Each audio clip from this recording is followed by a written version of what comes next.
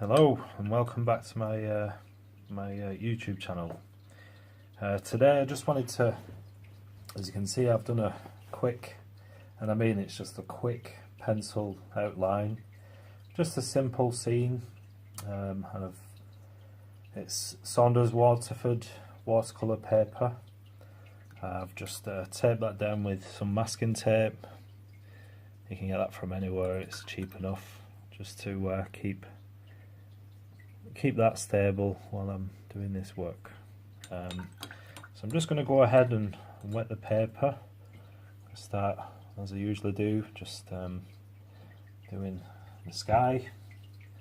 I'm not wetting everywhere, just a little bit here and there. It's where I want the water to blend, because like I said in my previous videos, it's all about hard and soft edges.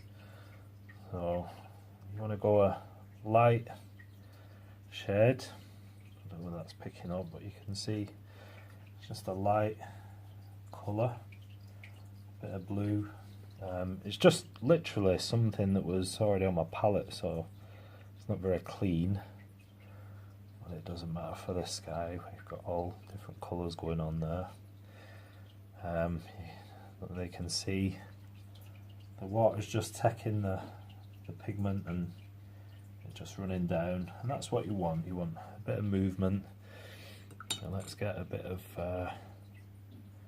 it's Naples yellow, and I'm just mixing it on there. And now we have a little bit of colour to the sky. You don't want everything sharp or hard edges, especially in the sky. You want to keep the water going, have a lot of mixing, and like I said, it's good to mix. It's good if you mix on the paper itself. It gives a more clean and a better result. I just want to take some water and just take out some of these marks, if you can see them. Take out some of those. That's pretty much the sky. It doesn't matter if you come down. I've got some mountains over here coming down. I've got a bit of a hillside coming down here, and a cottage which will be more of the focal point. So you don't have to worry too much if the paint or the sky comes down and mixes or goes onto the mountains, or I'm going to try and keep the cottage free. And here we just want a bit more darker pigment. As you can see, my my paper's at an angle, just a slight angle, just to help that water just travel down. There we go. Let's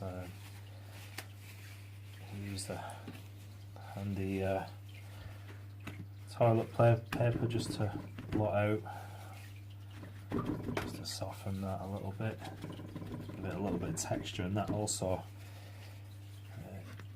does well for clouds. You can see you get fluffy little spots where the clouds can be. So there we go.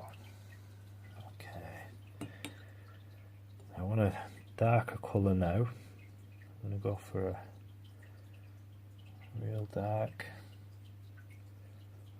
and this is for the right hand side, the mountain coming down. Like I said, it's just a loose exercise, it's nothing too serious. I'm going to change my brush. That's quite a large mop brush. I think it's number 10 squirrel mop brush, as you can see, and that's good for covering a lot of surface area, clouds. It's good for just large washes. Now I'm using a smaller mop brush. Okay, let's see. If I do go quiet, in the video. It's just because I'm either mixing colours or just concentrating.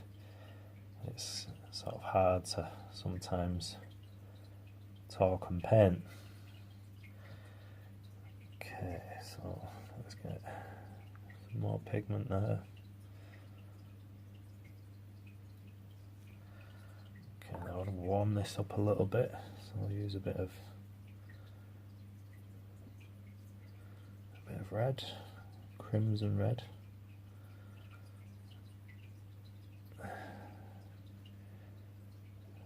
So you can see it just warms that up a little bit.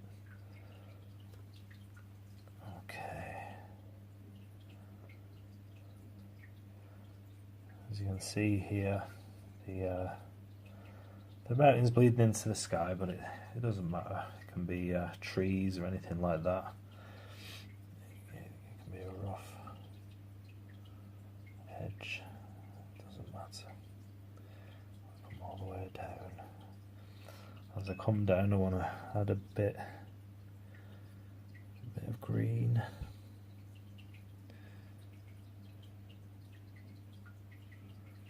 And just keeping that nice and wet. As you can see, there's a bead, a little puddle of water that collects at the bottom of the water of the colour. Now, as that's there, it keeps the water colour alive. So as long as that's still wet, you can always go in and change things up, add more colour. You can move, or you can even lift or take colour out. As long as there's some wet or some water still there. A bit more green. Just let it mix and do its thing on the paper. There we go. Okay. Just take some of that green. I am going to go in even darker once this is dried. Now I'm just going to go on the other side, take some more green, and come in, and this is a bit of a distant hill, so I want it to be slightly lighter. There you go. We can drop a little bit more colour, a bit more pigment. As we come down, always work from back to front. So you want your distance filled in first.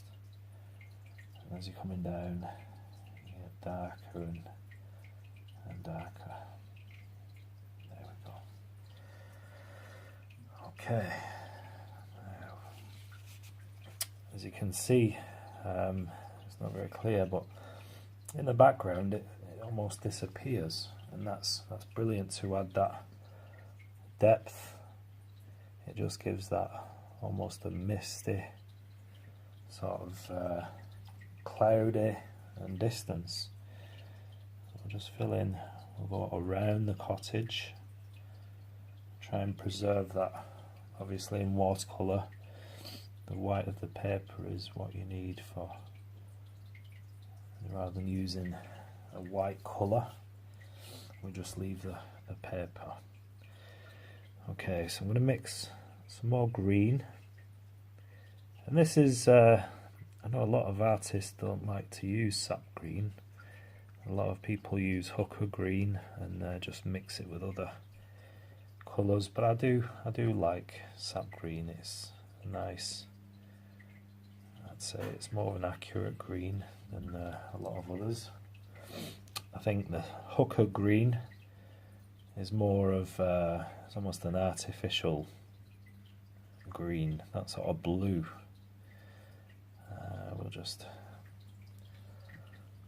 doing the foreground fields. I'm going to switch to my bigger brush just to get this covered a little bit more quickly. And as you come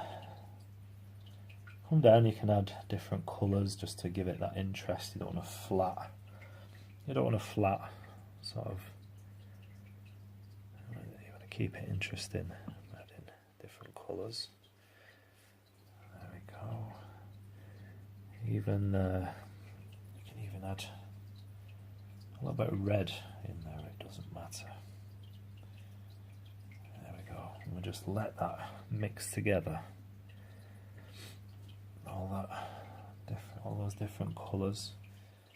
And you can leave white spots, it doesn't matter, and that can add to the effect of maybe you've got water, maybe puddles, and this sort of scene. It could be in the Lake District or somewhere like that. We have lots of rain and harsh weather. Oh, keep me from knocking the camera over.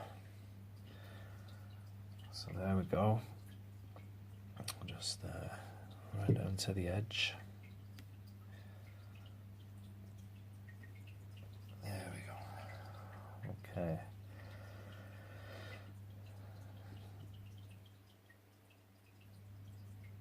I'm going to put some trees along here. Let me just need to the bottom of the cottage so it's not floating. Okay, I'll clean my number 10 mop brush. We could even have, see, the paper's still a bit wet, so I can't really do much to that. Just there we go. Okay.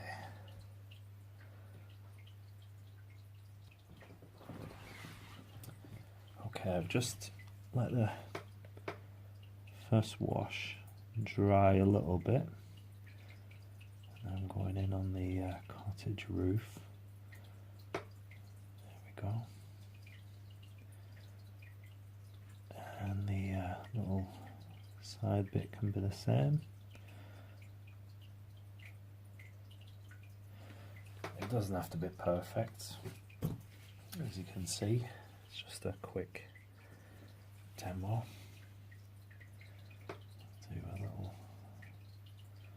Like I say, it doesn't have to be perfect for your windows, doors, things like that. It can just be a little dot.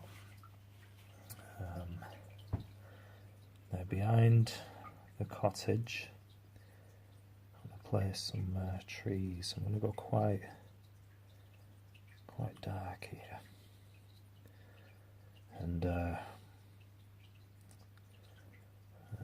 as you put the darks in, it just helps that cottage just pop a little bit, stand out. I've not used this palette for a while, so I'm not familiar with it. It's been quite some time, but these are Winsor & Newton paints.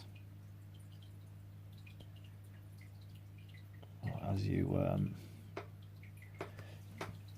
you come to know your palette, using different paints, you get familiar with what's there. Like I said, I've not had this one out. I just use a little pocket set that I put together, just squeezing tubes into a little watercolour holder, and that's what I've been using for the last few months. Okay. I can have a tree and trees here, and you can just use that by spotting.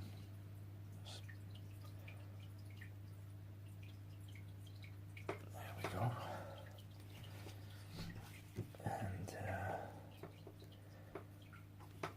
just dry this brush out a little bit. You can have a tree here. As you can see, just to make trees, you don't have to, you just let the brush touch down on the paper. You don't have to be perfect by any means, and just for a bit of interest, just blot out a bits a bit too much. Apply it bits and it gives you that different tonal value. Okay. Now I'm going to go a little bit darker for the mountains.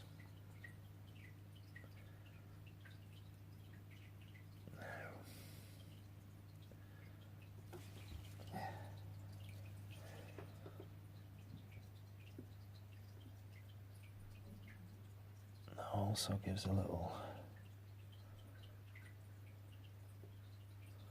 bit more effect. That's a bit let's take like that. As I add water to that, it just helps that move down and blend a little bit, makes it a little bit softer. There we go. Like I said, you can use either kitchen towel just to blot that, or you can just use a clean brush. There we go. Okay, there it is. Sort of took out that tree there. So just add. There we go. Okay.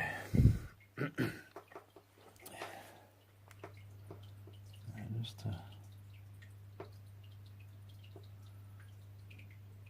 you can just touch the paper, and as it's still wet, it'll just make that colour move.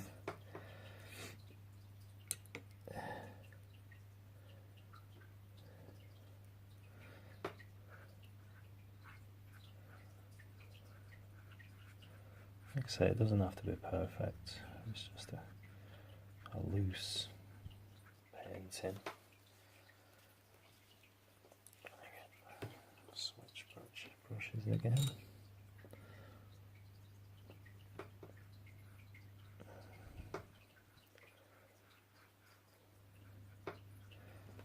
There we go. I think I need to add some more green to the bottom of the mountain.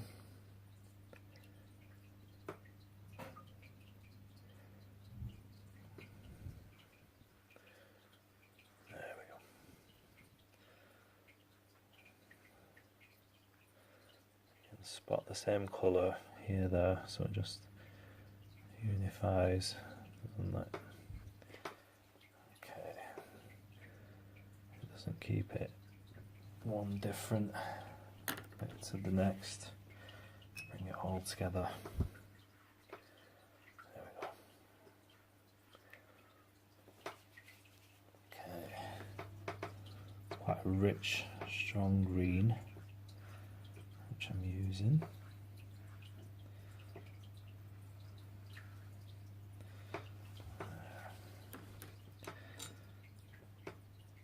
And as we come closer,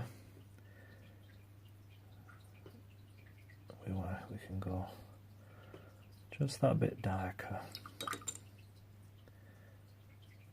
mixing colours. We can just do a few little dark spots. As you can see here, because the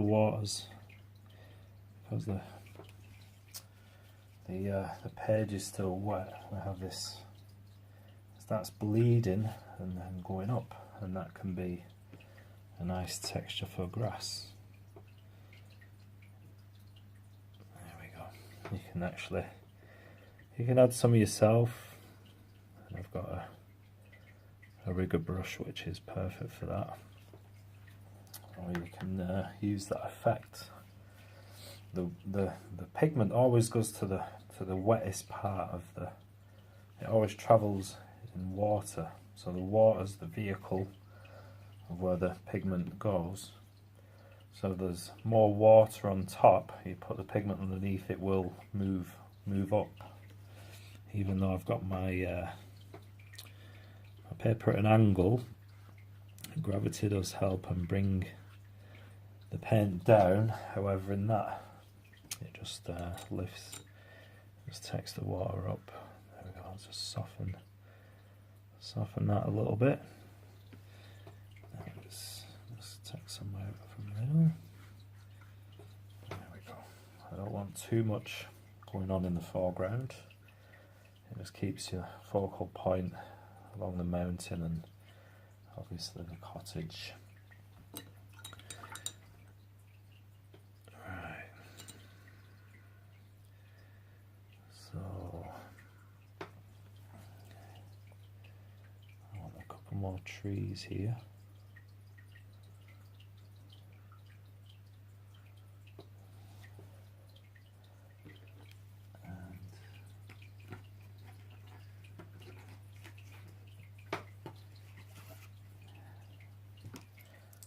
Just getting my rigger brush now. It's a long, thin, as you can see, it's a long, thin bristles. And that does well for when you're doing trees. Gives it the lines, branches. You can do grassy areas. Now you don't have to do everywhere, because that would take too long. What you can do, it's entirely up to you, but just a little here and there gives it a nice effect. There we go. I don't know if you can see that. Okay, I'm nearly done. I don't want to do too much on this. It's just a simple sketch. There we go. Some more grassy areas. Okay.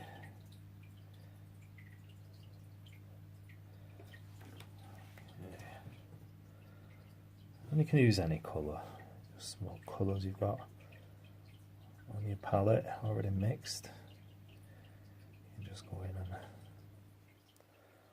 just let the, as you can see, I'm not holding my brush at the beginning or at the tip like a pencil. I don't want to control it that much, especially with the rigger. You want to hold it far onto the tip, so you really let that rigger do the work. You want movement. You don't want it stiff, and there we go. Okay.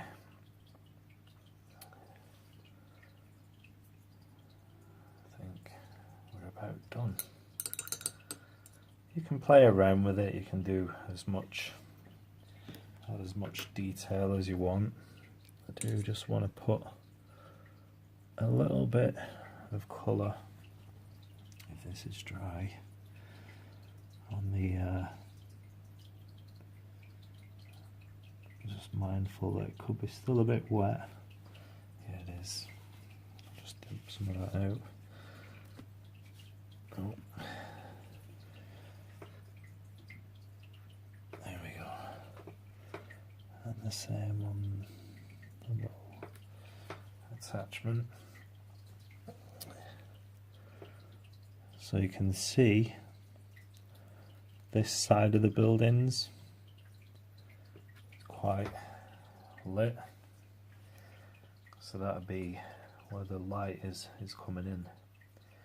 So the light would be coming from the right hand side, coming down into the scene. Okay, well, I hope you like this little demo. You could just add to it, add more darks. You could do as much detail or as little as you want.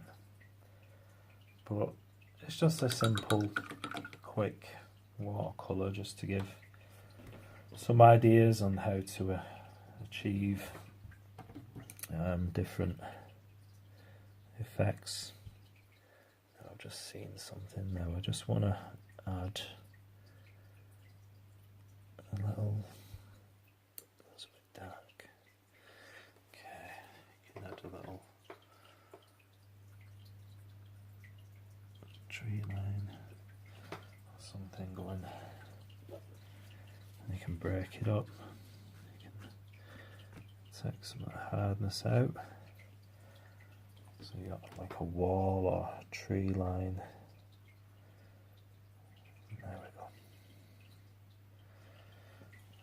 Okay, I think we're about done. If I was to continue painting this scene, I would possibly darken a few areas, put more emphasis or a bit more detail on the cottage, perhaps a few more trees over here, but overall it's the beginning of something. I could play around with it a little bit more, but that's it. Thanks for watching, hope you enjoyed. Don't forget to like and subscribe to my channel, I'd really appreciate that, and I'll see you in the next video. Thank you.